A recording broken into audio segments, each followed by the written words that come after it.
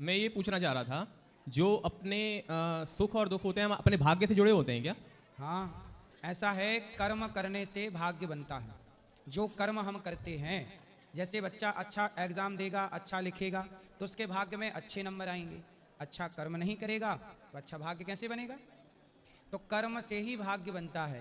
कर्म का ही पुत्र भाग्य है। कर्म से कौन पैदा होता है? कर्म से भाग्य पैदा होता है।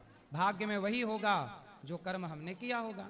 तो भाग अपन जैसे भगवान जी हमको जन्म देते हैं, तो भाग्य को लिख के नहीं भेजते हैं, जो अपन कर्म करते हैं उससे भाग्य का उदय होता है। जो आज आपने किया है कर्म, यही कर्म अगले जन्म में आपको सुख दुख के रूप में प्राप्त हो जाएगा। अगला जन्म होगा तो वो इस जन्म के कर्म को देखकर ही तो अगला जन्म होगा कि आप देवता बनने लायक हैं, कि कुत्ता बिल्ली बनने लायक हैं, कि पशु पक्षी बनेंगे, कि बड़े आदमी बनेंगे, कि गरीब बनेंगे। सब कुछ इस जन्म के कर्म से तय होगा अगले जन्म का। और जो इस जन्म में सुख और दुख मिल रहे हैं वो पिछला है, पूर्व कर्म अपराध। इसलिए जब ये कर्मों से सारे कर्म भगवान को समर्पित कर देते हैं तो कर्म और भाग्य प्रारब्ध सब खत्म होकर जब व्यक्ति सब भगवान के चरणों में आत्मसमर्पण कर देता है तो वही इस जन्म मृत्यु से छुटकारा पाकर मोक्ष का अधिकारी हो जाता है। इसी का नाम मोक्ष है। कब मोक्ष होता है? जब माम एकम शरणम ब्रज।